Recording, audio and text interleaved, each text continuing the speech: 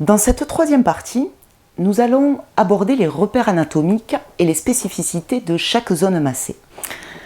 Alors, je vous présente Lucie. Oui, parce que dans les salles de cours et les universités, on l'appelle souvent Oscar, Arthur ou Anatole, mais pour moi c'est Lucie, en référence bien sûr aux fossiles découverts en 1974 en Éthiopie. Et il était important pour moi que ce soit une femme, pour changer un peu, parce qu'il faut savoir qu'il n'existe aucun moyen de différencier un squelette masculin d'un squelette féminin avec certitude. Bon voilà, c'était la petite parenthèse culturelle. Alors, dans le massage, vous allez avoir besoin de connaître plusieurs repères anatomiques qui seront souvent mentionnés dans les différentes formations et les différents protocoles. Alors, tout d'abord, les sillons métatarsiens. Ce sont les espaces situés ici, entre les os du pied, que l'on appelle les métatarses. Si vous aimez mes vidéos et toutes les ressources que je mets à votre disposition, s'il vous plaît, n'oubliez pas de liker et de vous abonner. On travaille souvent cette zone car on y trouve des terminaisons nerveuses, des terminaisons de canaux lymphatiques et plusieurs points situés sur les méridiens de la médecine chinoise. Ensuite, on va retrouver la même chose au niveau de la main avec les sillons métacarpiens, entre les métacarpes qui sont les os de la main, que l'on travaille pour les mêmes raisons. Ensuite, les malléoles. Ce sont les parties saillantes situées à l'extrémité des os de la partie inférieure de la jambe. Donc on a le tibia et la fibula. Et donc à l'extrémité, ici et là, on a les malléoles, malléoles internes et malléoles externes. Ensuite, nous allons avoir besoin de connaître le petit trochanter. Donc le petit trochanter, c'est la partie saillante de l'extrémité supérieure du fémur, juste ici, que l'on peut sentir sous le pli de la fesse. Pardon, je ne sais pas si on voit bien, que l'on peut sentir sous le pli de la fesse, ici. C'est l'endroit où se situe l'insertion du muscle psoas, impliqué dans de nombreuses douleurs et bien connu des kinés et des ostéopathes. Ensuite, on va avoir le sacrum. Donc le sacrum, c'est un os constitué de 5 vertèbres soudées entre elles, situé au niveau de la partie supérieure des fessiers. Donc le sacrum, ça correspond vraiment à la zone, si on partage la fesse en deux, il est ici. Ensuite, les crêtes iliaques. Donc les crêtes iliaques sont situées ici. En fait, c'est tout simplement la partie supérieure des os du bassin. On a ici les os iliaques et on a ici les crêtes. Et sur l'avant du corps, les crêtes iliaques se poursuivent ici. Et c'est cette partie saillante, surtout à ce niveau-là, qui va délimiter la partie inférieure lorsque l'on masse le ventre. On n'exercera jamais de pression sur ces os, tout simplement parce que ça peut être douloureux et désagréable. Idem sur la partie arrière pour le massage du dos, avec ces parties qui sont saillantes, c'est une partie sur laquelle on n'exerce pas de pression. Ensuite, nous allons avoir le sternum, qui est l'os sur lequel viennent s'attacher les côtes. Donc, il délimite également la zone de massage du ventre dans sa partie supérieure, ici, avec les côtes, plus exactement la 7e, 8e, 9e et 10e côte. Ensuite, nous avons les omoplates. Donc, je vous en parle dans la partie localisation des muscles qui va suivre, mais je souhaite attirer votre attention sur la mobilité des omoplates que je ne peux pas vous montrer ici sur Lucie, car elle n'est pas articulée pour cela. Quand on bouge le bras, tout est fixe, donc il n'y a rien qui bouge sur ce squelette anatomique-là. Donc, j'insère cette petite vidéo pour vous montrer que selon la position des bras, l'omoplate est un os très mobile, et dont la position varie beaucoup selon la façon dont le client va s'installer sur la table de massage. Le client, il peut avoir les bras le long du corps, il peut mettre ses bras en haut, qui pendent sur les côtés. Ça va vraiment changer à chaque fois la position de l'omoplate.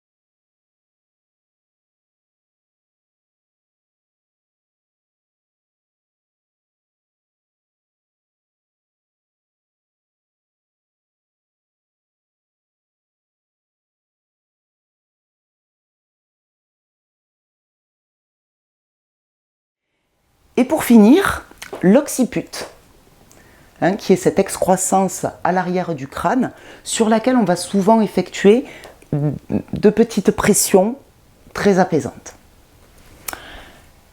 Je vous mentionne également une zone dont je parlerai souvent pour effectuer certains gestes de massage, c'est l'éminence ténare, qui est la partie charnue et bombée de l'intérieur de la main de ce côté. La partie bombée située de l'autre côté s'appelle l'éminence hypoténare, mais souvent, par abus de langage, nous désignerons sous éminence ténare l'ensemble de la partie charnue.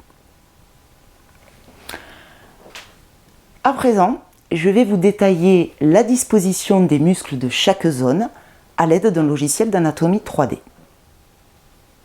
Au niveau des spécificités de chaque zone, nous allons commencer par la jambe, et plus exactement par la partie postérieure de la jambe, puisque c'est souvent la partie que l'on masse en premier dans la plupart des protocoles de massage.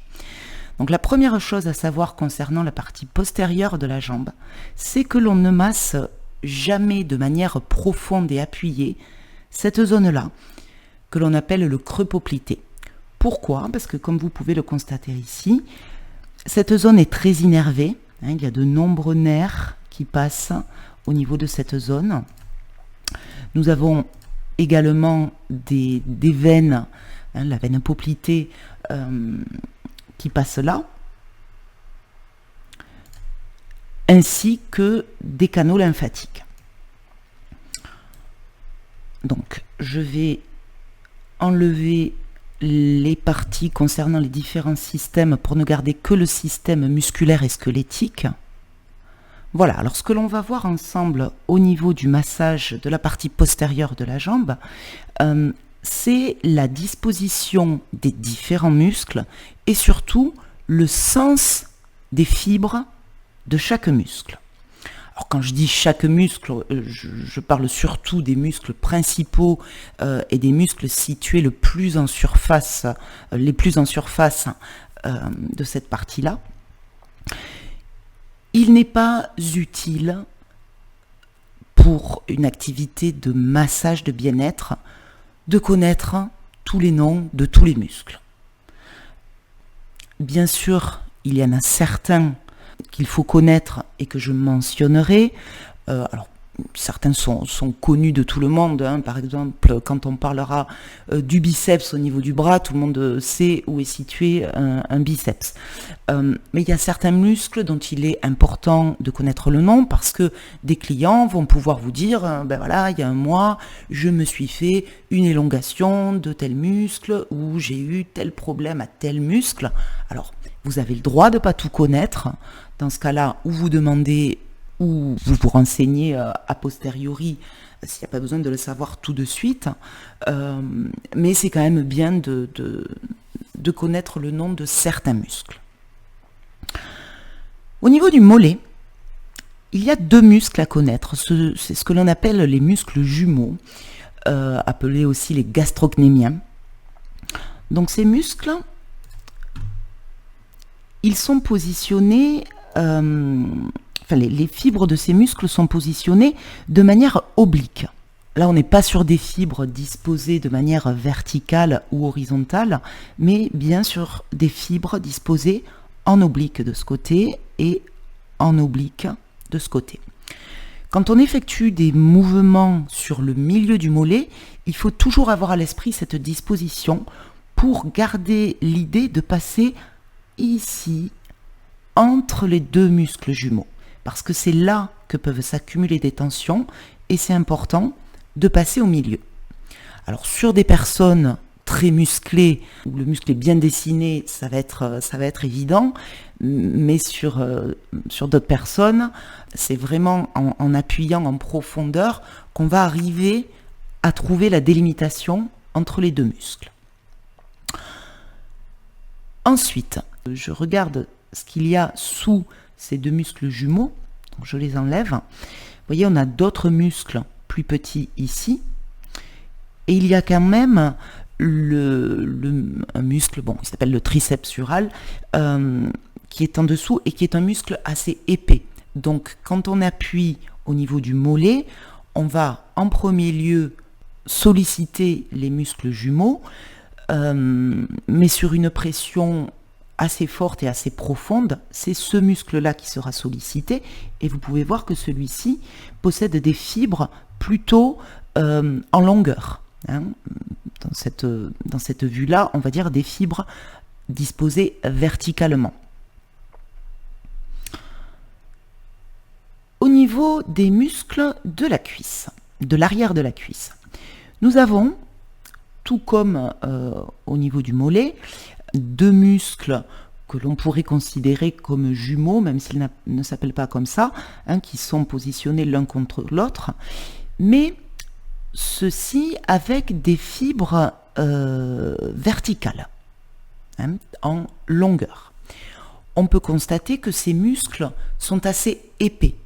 Donc même avec une pression assez forte au niveau de la cuisse, ce sont ces muscles que l'on va solliciter, et également celui qui est situé sur le côté externe de la cuisse, le quadriceps fémoral. Si on enlève ces muscles-là de surface, on constate que dessous, il n'y a pas grand-chose. On a un muscle ici qui est vraiment collé sur l'os, mais qui est très très fin. Donc celui-là, dans le massage, on ne va jamais arriver à le solliciter. D'accord ? Ce qu'il faut savoir aussi au niveau des muscles de la cuisse, c'est que ce muscle-là, il vient, quand on regarde de l'arrière, il vient s'attacher devant, il passe sur le côté et il vient s'attacher directement sur la tête du tibia, qui est positionné juste au-dessous de la rotule. Donc c'est à la fois un muscle de la partie postérieure, mais quand on est sur la partie antérieure de la jambe, ce muscle il est vraiment sur le côté. D'accord ? Donc c'est important de comprendre ça. Contrairement à son jumeau situé ici, dont la prolongation est plutôt un tendon, cette partie assez fine qui prolonge le muscle, c'est un tendon, et qui vient également s'attacher devant, mais on est sur quelque chose de moins proéminent. Ensuite, au niveau de l'arrière de la cuisse, on a le grand muscle fessier, dont les fibres sont disposées en oblique. Alors cette partie-là, dans la plupart des massages de bien-être, on ne masse pas les fesses. Il n'y a que dans le massage deep tissue où on va vraiment aller sur cette zone-là pour travailler en profondeur. Parce qu'il faut savoir que ce muscle fessier est un des muscles les plus puissants de notre corps. Mais c'est vrai que pour des raisons éthiques, on va dire, ça ne se fait pas trop de masser le fessier. Dans tous les cas, ce qu'il faut connaître, si l'on enlève ce gros muscle fessier, dessous, on va pouvoir constater que quand on effectue un mouvement sur le milieu de la jambe, on va pouvoir venir en buter sous la fesse, donc juste sous ce grand muscle fessier que je viens d'enlever, et très facilement, avec un peu de pression, à ce niveau-là, on va être en appui contre contre la tête du fémur. Alors, je vous la montre, j'enlève les muscles. Voilà, donc sous toute cette couche de muscles qui sont superposés, quand on masse, on va pouvoir venir en buter ici. Ici, on est sur l'os du fémur. Et cette partie s'appelle le petit trochanter. C'est important de venir en buter sur cet os, et avec un petit peu d'expérience, il se trouve assez facilement. Alors peut-être pas sur des personnes très très corpulentes avec beaucoup de graisse à cet endroit-là, mais en général on le trouve assez bien. Et c'est un endroit qui fait vraiment beaucoup de bien. C'est ce que l'on appelle la douleur exquise, c'est-à-dire un endroit où quand on va mettre un petit peu de pression, c'est un petit peu douloureux, mais on sent que ça fait du bien de venir le solliciter. À présent, nous allons aborder une des parties les plus importantes dans le massage de bien-être, c'est le dos. Au niveau du dos, la zone que l'on masse va être en quelque sorte délimitée par plusieurs choses. Tout d'abord, nous avons la colonne vertébrale. Ensuite, nous avons ici les os iliaques, avec sur le bord de chaque os iliaque ce qu'on appelle la crête iliaque, qui est la partie saillante de cet os. Et nous avons l'omoplate, les omoplates. Toujours pareil, l'omoplate est constitué de plusieurs parties saillantes sur ses bords. Ici, sur la partie interne, ici nous avons la pointe de l'omoplate au niveau de la 8e côte et une crête sur la partie externe qui remonte. Et sur le haut de l'omoplate, ici on a la pointe et ici on a une crête vraiment très proéminente sur laquelle il est déconseillé d'aller avec beaucoup de pression. Toujours pareil sur les personnes menues avec peu de couches graisseuses. L'os va être saillant, donc appuyer dessus, c'est vraiment pas agréable pour la personne. Donc il faut faire très attention à cette zone. Parce que comme on peut le voir ici, sur la partie recouverte par les muscles, certes, les muscles ici de l'épaule, ce qu'on appelle le deltoïde, et le trapèze ici, dont on va parler après, ces deux muscles viennent s'attacher sur la crête de l'omoplate, mais voyez que l'os est vraiment à fleur des muscles. Alors bien sûr, on a de la peau par-dessus tout ça, mais attention à cette zone. Revenons sur la colonne vertébrale. Il est courant d'entendre dans le milieu du massage que l'on ne masse jamais et qu'il ne faut pas toucher à la colonne vertébrale. Alors, c'est vrai et c'est faux. Déjà, tout dépend de ce que l'on appelle toucher. Un mouvement d'effleurage sur la colonne, il n'y a pas de souci. Tant qu'on ne met pas de pression, on peut toucher la colonne. Dès que l'on va mettre un petit peu de pression, il va falloir comprendre comment est constituée cette colonne vertébrale. Alors, je vais enlever quelques couches de muscles pour vous montrer la constitution de la colonne vertébrale. Voilà. Donc sur cette partie, si l'on prend ici une vertèbre, qui ici est la 8e dorsale, on va pouvoir constater, je vais même l'isoler cette vertèbre. Une vertèbre, elle est constituée de parties proéminentes. Donc ici, nous avons ce que l'on appelle l'apophyse. C'est la partie que l'on va sentir quand on palpe la colonne vertébrale sur une personne où les os sont un petit peu saillants. Ce que l'on arrive à toucher, c'est cette partie-là. D'accord ? Et sur les côtés de cette vertèbre, nous avons, ici et là, les apophyses transverses. Ce qu'il va ne pas falloir faire dans le massage, c'est venir appuyer d'un côté ou de l'autre de ces apophyses transverses. Tout simplement parce que les vertèbres, il faut voir ça comme un empilement. Vous voyez que chaque vertèbre est empilée l'une sur l'autre, un peu comme on empilerait des assiettes. Alors, évidemment, tout ça, ça tient très bien, hein, c'est relié par des muscles, par plein de choses qui donnent le maintien de la posture. Mais si on imagine des assiettes empilées, vous savez comment c'est quand on range des assiettes, des fois il y en a une qui peut être un peu décalée par rapport aux autres. C'est ce qui se passe dans le corps quand on se fait mal, quand il y a quelque chose qui a bougé, les vertèbres peuvent se décaler. Et c'est ce que l'on va pouvoir faire aussi si l'on travaille n'importe comment. C'est-à-dire qu'appuyer avec beaucoup de pression d'un côté ou de l'autre d'une vertèbre, ou au milieu d'une vertèbre, on peut causer de graves dommages à la personne. Donc il ne faut pas avoir peur de faire des mouvements proches de la colonne, il faut juste avoir toujours à l'esprit la façon dont elle est constituée.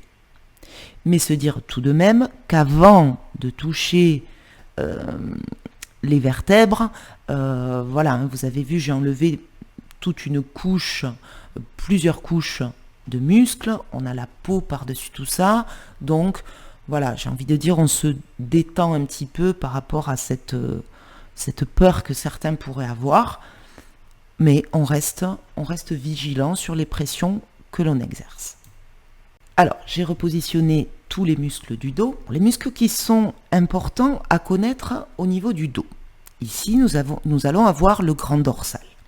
Le grand dorsal, comme vous pouvez le constater, possède sur la partie vraiment postérieure du dos des fibres quasi horizontales, mais qui viennent se rejoindre en un faisceau à cet endroit-là, donc c'est-à-dire au niveau du flanc, et passent sous l'épaule pour venir s'attacher ici au niveau de l'humérus sur la partie antérieure. Ensuite, nous avons le fameux trapèze, qui est le premier muscle que l'on va toucher et atteindre quand on masse le dos. Ce muscle, comme vous pouvez le voir, il est quand même assez fin, ce n'est pas un muscle épais. Donc dès que l'on va travailler en profondeur, on va aussi travailler les muscles qui sont situés sous le trapèze. Alors ce trapèze, vous le voyez, il est disposé un peu comme en éventail depuis la crête supérieure de l'omoplate. En fait, tous les faisceaux partent de là. Donc, sur la partie supérieure du trapèze, ils partent en direction du cou. Il faut savoir aussi que ce trapèze, il continue un petit peu sur la partie antérieure, puisque même ici, au niveau de la clavicule qu'on a ici, le trapèze est également attaché, et ces fibres partent en direction des cervicales, vont s'accrocher directement sur les cervicales, là-haut.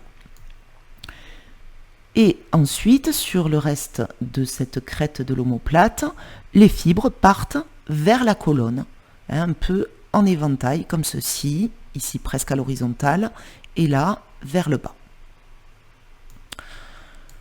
Ce trapèze, si on l'enlève, on constate que l'on a plusieurs muscles dont la disposition est oblique, dans le sens oblique.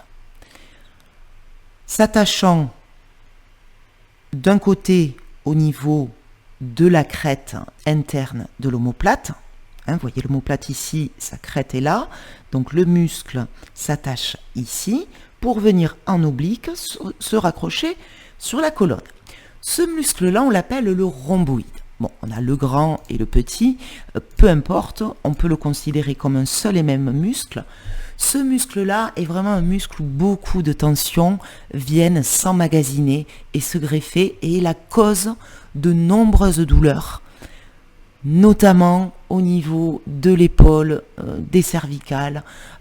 Donc c'est très important que les massages en profondeur ciblent ce muscle-là. Sous le rhomboïde, nous avons à nouveau un muscle très fin que l'on appelle le dentelé et qui lui est positionné de manière quasi horizontale. Sous le dentelé, nous avons des muscles plutôt orientés verticalement, avec des fibres qui remontent vers les cervicales et qui viennent même s'attacher ici au niveau du crâne. Bon, ces muscles-là, même dans des massages profonds, on va très peu les toucher, très peu les solliciter. Idem, si l'on enlève ici le grand dorsal, on constate qu'on a encore un muscle quasi horizontal, qu'on appelle muscle dentelé. En fait, les muscles dentelés, ce sont des muscles qui s'attachent d'un côté au niveau des côtes et de l'autre sur la colonne. Sous le dentelé, on retrouve toujours ces muscles qui partent vraiment du bas du dos et qui remontent tout le long. Ensuite, au niveau du dos, vous pouvez constater que l'omoplate est en quelque sorte habillée par du muscle. Donc ici, sur ce muscle-là, qui s'accroche sur la partie intérieure de la crête de l'omoplate, nous avons des fibres quasi obliques qui partent en direction de la pointe de l'épaule. C'est un muscle qui est très fin. Si on veut le solliciter, ça va être avec assez de douceur parce qu'il est vraiment accroché sur cette partie quasi plate de l'omoplate. Vous voyez, dessous, il n'y a rien. Et bien sûr, ici, au niveau de l'épaule, nous avons un muscle qui, lui, est assez épais,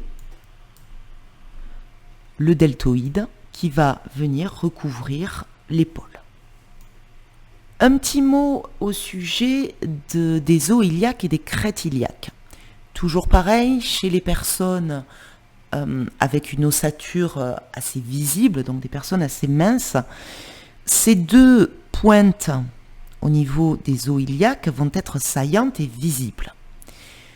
Attention, quand on effectue des pressions appuyées à ce niveau-là, ça peut être douloureux, voire inconfortable. Donc on est très vigilant quand on masse le bas du dos. Autant c'est vraiment très important de venir détendre la partie basse du dos et la partie au niveau des lombaires, mais c'est très désagréable de venir buter ou de venir faire des appuis trop forts au niveau des os iliaques. Parlons à présent des membres antérieurs, c'est-à-dire le bras. Donc ici nous sommes sur une vue antérieure du bras, c'est-à-dire que la partie du corps qui n'est pas représentée ici et la partie antérieure, c'est-à-dire la face avant, on voit ici la clavicule. D'accord ? L'omoplate que vous voyez ici est située à l'arrière. Bien sûr, on ne voit pas l'omoplate lorsque on a le tronc qui est à sa place ici. Mais ce que je veux vous montrer, c'est la musculature du bras. Donc sur la partie antérieure, au niveau de l'avant-bras, vous voyez qu'il est constitué de plusieurs groupes musculaires, de plusieurs faisceaux que vous avez ici, qui sont quand même des muscles assez épais et qu'il est important de venir masser un petit peu dans tous les sens. Alors dans le sens de la fibre, c'est-à-dire en longueur, puisqu'on voit qu'ici globalement tous les muscles ont plutôt des fibres en longueur, à part celui-ci qui vient s'attacher derrière au niveau du coude et qui va vers l'intérieur, on est plutôt sur des fibres obliques. Et donc, tout comme au niveau des muscles jumeaux du mollet, c'est le fait de passer entre ces fibres-là, entre ces muscles-là, pardon, qui va faire beaucoup de bien, parce que là aussi, beaucoup de tension s'accumule. Et pour atteindre ces zones, donc comme je vous le disais, le massage dans le sens de la fibre va être important, mais un massage dans l'autre sens, où des mouvements de pétrissage vont être importants à pratiquer pour solliciter un peu le muscle, la fibre des muscles dans tous les sens. Ensuite, nous avons ici le fameux biceps que tout le monde connaît. Bon, aucune difficulté avec ce muscle. C'est un gros muscle quand même, hein, qui est assez épais, comme l'on peut le constater. Hein, vous voyez, si on enlève ce muscle, vous voyez que dessous, on a un autre muscle épais lui aussi.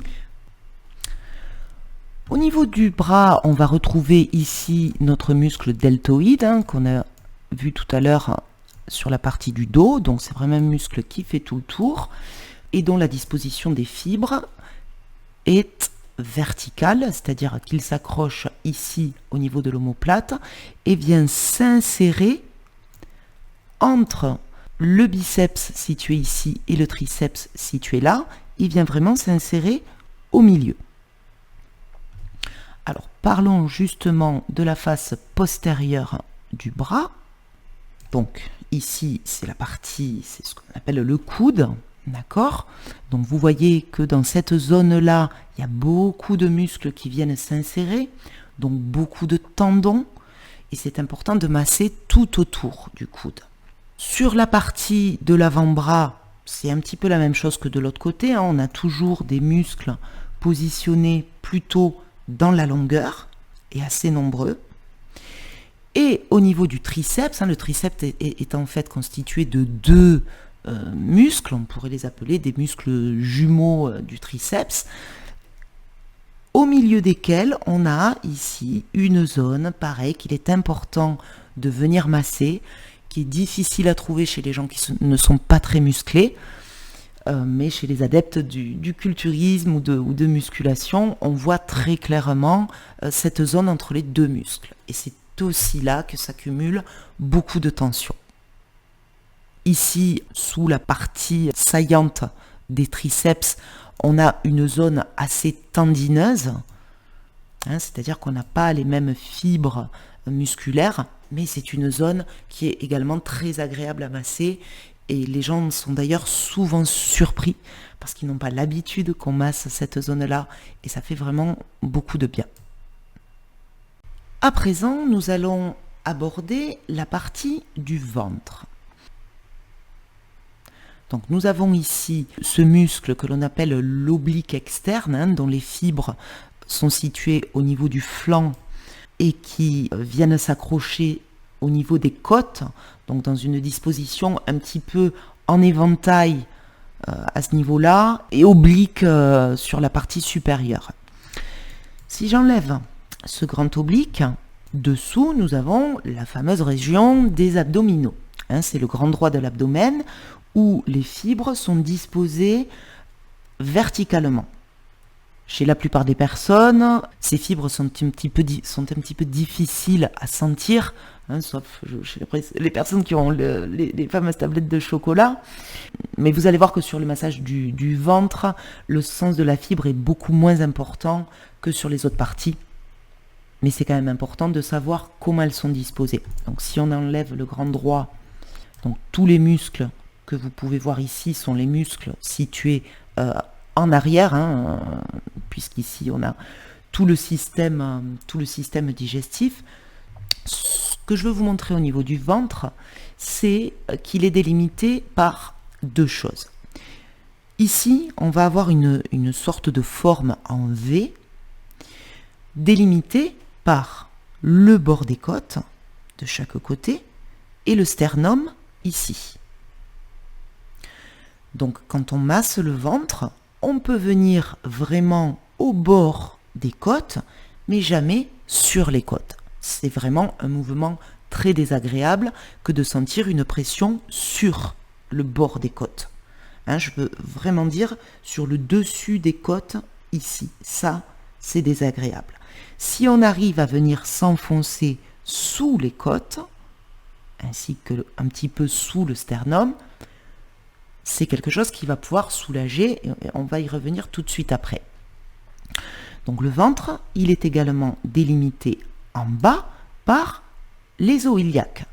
Donc ici et là, on a l'os iliaque avec cette pointe qui va vraiment être la limite au-delà de laquelle on ne masse pas en profondeur. Dès qu'on arrive embuté au bord de la crête iliaque, on ne va pas dessus. C'est très douloureux, c'est très désagréable. Évidemment, je vous ai parlé de seulement 2 délimitations, mais on a bien sûr ici, un petit peu plus bas, l'os pubien, mais bon, là, on arrive sur une zone que de toute façon, on ne touche pas pendant le massage. Ce que je voulais vous montrer ensuite, au niveau du ventre, c'est le muscle qui est situé ici, qui est le diaphragme. Alors, je ne sais pas pourquoi, souvent les gens imaginent le diaphragme comme une sorte d'arc qui n'aurait pas de profondeur et qui serait situé sous les côtes. Non, le muscle du diaphragme, c'est vraiment un muscle qui vient envelopper tous les organes qui sont dessous. Donc, si je remets les organes sous le diaphragme, on va avoir ici le foie, l'estomac ici, et plus en arrière, des organes comme le pancréas ici ou la vésicule biliaire à ce niveau-là. Donc ça, c'est pour avoir un petit peu la vue en 3D. Si j'enlève à nouveau les organes, ainsi que quelques muscles qui vont permettre plus de visibilité, vous le voyez, ce muscle du diaphragme, il est vraiment énorme. Alors, il est certain que ce muscle diaphragme, on ne peut pas l'atteindre facilement puisqu'il est situé sous les côtes. Il y a vraiment qu'en passant entre les côtes qu'on pourrait venir en masser certaines parties. Mais c'est vraiment la partie située sous les côtes que l'on va pouvoir atteindre et venir détendre parce que c'est là aussi le siège de nombreuses tensions. Voilà pour cette partie concernant les spécificités de chaque zone. Je voulais me permettre d'insister sur un point. L'apprentissage de l'anatomie est quelque chose qui se fait sur le long terme. Vous ne pourrez pas tout connaître au début. Je vous invite aussi à consulter et passer du temps sur des livres d'anatomie pour approfondir vos connaissances au fur et à mesure de votre pratique.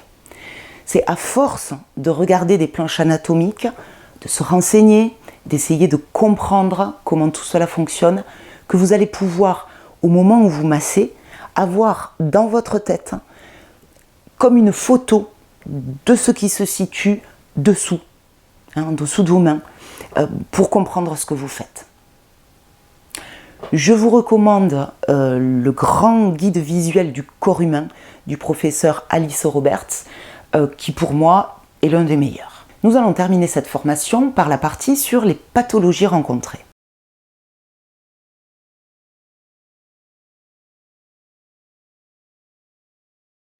Nous ne sommes pas des experts de la médecine et nous n'avons donc pas à connaître dans les moindres détails le fonctionnement du corps humain. Mais nous nous devons de comprendre les potentielles pathologies rencontrées. Pourquoi ?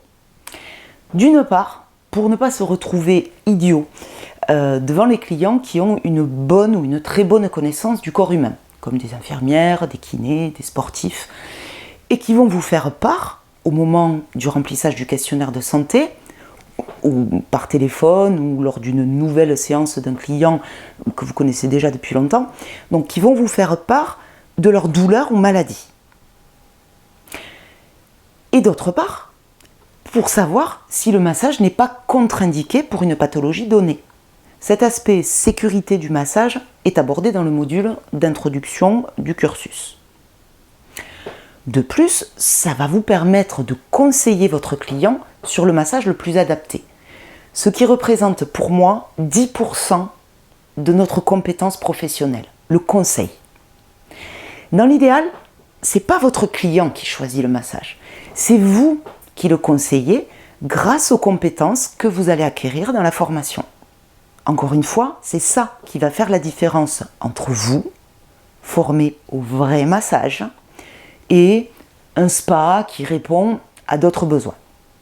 Alors bien sûr, la liste que je vais vous présenter est loin d'être exhaustive et vous apprendrez tous les jours à ce sujet en vous documentant et en effectuant des recherches. Vous retrouverez la liste des pathologies décrites dans un document PDF joint à la vidéo. Je vous souhaite une bonne pratique et un bon apprentissage de l'anatomie du corps humain. Alors tout d'abord, nous allons voir les différentes lésions musculaires dans l'ordre de gravité. La crampe, c'est une contraction involontaire, douloureuse et transitoire d'un muscle ou d'un groupe de muscles. La contracture, c'est une contraction prolongée et involontaire d'un ou de plusieurs muscles sans lésion de fibres musculaires, mais occasionnant des limites d'amplitude articulaire. La courbature, ce sont des micro-lésions musculaires suite à une sollicitation inhabituelle et traumatisante du muscle, entraînant une douleur diffuse et retardée. L'élongation, c'est un dépassement des limites d'élasticité du muscle par allongement brutal de celui-ci, entraînant une douleur vive, soudaine et une impotence fonctionnelle modérée. La déchirure, que l'on appelle aussi claquage, c'est une rupture de quelques fibres musculaires avec apparition d'un hématome intramusculaire. La rupture, c'est une rupture de l'ensemble des fibres d'un muscle entraînant une douleur vive pouvant entraîner une syncope. Ensuite, voici une description de certaines pathologies que vous rencontrerez de façon plus ou moins rare. La maladie de Raynaud. C'est un trouble de la circulation sanguine qui affecte les doigts, plus rarement les orteils. Le froid déclenche pâleur, froideur et perte de sensibilité pendant une durée allant de quelques minutes à quelques heures. Dans 90% des cas, la maladie de Raynaud est sans gravité et disparaît après quelques années. Parfois, elle est la conséquence d'une autre maladie, le plus souvent auto-immune. La maladie de Lyme. Elle est due à une bactérie qui est transmise par les piqûres de tiques. Elle n'est pas contagieuse d'une personne à l'autre. En l'absence de traitement antibiotique, la maladie de Lyme peut évoluer vers une forme dite secondaire, caractérisée par des douleurs articulaires, en particulier au niveau des genoux, des douleurs localisées, des paralysies localisées, une faiblesse musculaire et de la fatigue qui n'est pas soulagée par le repos, et parfois une hépatite ou une inflammation des yeux. La forme dite tertiaire, plus tardive, provoque une grande variété de symptômes qui peuvent évoquer d'autres maladies, sclérose en plaques, maladies neurodégénératives, dépression par exemple. Ce qui a amené certains spécialistes à surnommer la grande imitatrice cette forme tardive de maladie de Lyme.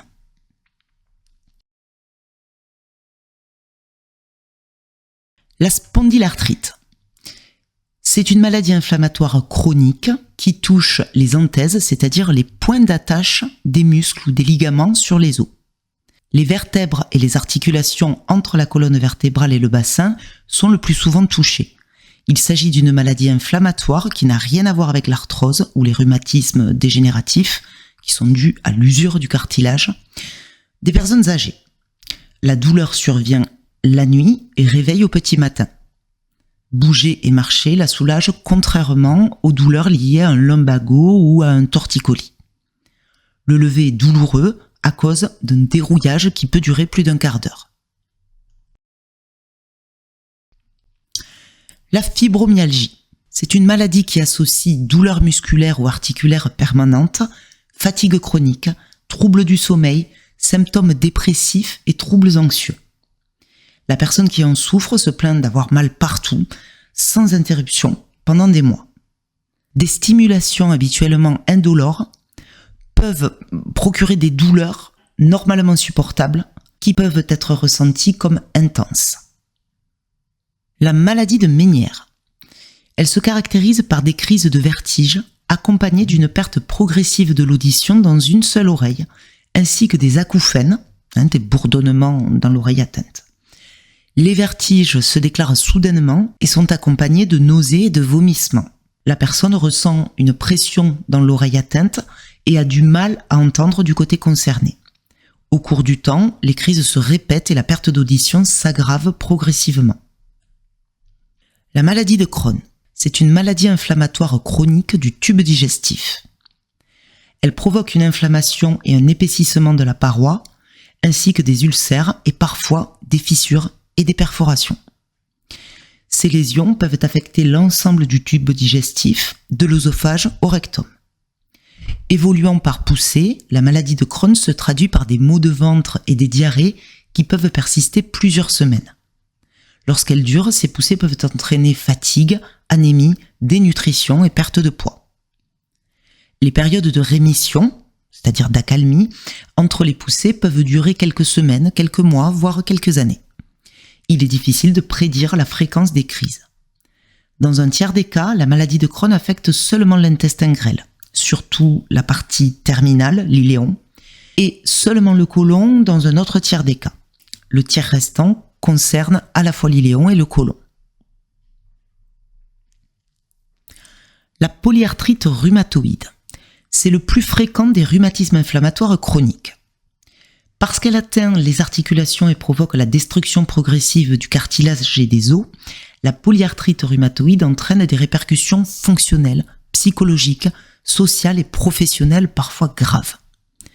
Le terme polyarthrite signifie que plusieurs articulations sont touchées. Le terme rhumatoïde fait référence au fait que dans le sang des patients atteints de polyarthrite rhumatoïde, il est possible d'isoler des substances dites facteurs rhumatoïdes, c'est-à-dire des anticorps dirigés contre d'autres anticorps de la même personne. Ces facteurs rhumatoïdes sont caractéristiques des maladies dites auto-immunes. La polyarthrite rhumatoïde affecte tous les éléments d'une articulation, à la différence de l'arthrose où seul le cartilage est touché. L'inflammation provoquée par la réaction auto-immune entraîne une surproduction de liquide synovial. Ce liquide s'accumule, la membrane synoviale s'épaissit et l'articulation enfle. Les éléments voisins, capsules, tendons, etc., durcissent et deviennent douloureux. Des érosions du cartilage se développent au niveau des os et l'articulation devient de plus en plus raide. La diverticulite ou diverticulose du côlon. C'est une anomalie anatomique du gros intestin qui se développe avec l'âge. Des petites poches, appelées diverticules, se forment sur la surface extérieure du côlon. Ces diverticules sont en fait des hernies. La couche la plus interne de l'intestin perce la couche de fibres musculaires qui l'entoure et fait saillie dans la cavité abdominale. L'endométriose. C'est une maladie gynécologique qui se caractérise par la présence anormale dans la cavité abdominale de tissu endométrial. C'est du tissu identique à l'endomètre qui tapisse l'intérieur de l'utérus. Elle se traduit essentiellement par des crises de maux de ventre parfois insupportables, en particulier pendant les règles ou les rapports sexuels, et des troubles de la fertilité. L'épine calcanéenne. Une épine calcanéenne, c'est une excroissance osseuse pointue au niveau de l'os du talon, le calcanéum. Elle peut se former lorsque l'aponévrose plantaire, le tissu conjonctif qui s'étend de la partie inférieure de l'os du talon à la base des orteils, tire excessivement sur le talon. La sclérose en plaques, c'est une maladie chronique du cerveau et de la moelle épinière. C'est une maladie auto-immune. Le système immunitaire du patient attaque une protéine indispensable à la propagation de l'influx nerveux, la myéline, et aux cellules qui la produisent. Pour cette raison, la sclérose en plaques affecte les sens, les mouvements, l'équilibre, etc. Le plus souvent, les symptômes apparaissent au cours de périodes de durée limitée, appelées poussées. Le syndrome des jambes sans repos. Les personnes qui en souffrent se plaignent d'un besoin impérieux de bouger les jambes, voire de fourmillement, de picotement ou de sensation de courant électrique essentiellement au repos, au lit, dans un fauteuil, au spectacle, etc. Le plus souvent, ces symptômes touchent les deux jambes, parfois une seule, rarement les bras. Même si les personnes qui en souffrent n'ont pas conscience de se réveiller, les impatiences entraînent souvent des micro-réveils de quelques secondes. Le matin, la personne a l'impression que son sommeil n'était pas réparateur. Un dernier terme à connaître qui n'est pas une pathologie, mais que des clientes vont malheureusement souvent vous rapporter, elles vous parleront d'hystérectomie. L'hystérectomie, il faut savoir tout simplement que c'est une ablation de l'utérus avec souvent une supplémentation en hormones qui est donnée, pas dans tous les cas. Donc, qui dit prise d'hormones, dit vraiment demander à la cliente comment elle se sent, si le traitement est stabilisé, s'il n'y a pas trop de variations. Parce que je vous le rappelle, le massage jouant sur les hormones, on ne peut pas se permettre d'influencer un système hormonal qui est en déséquilibre.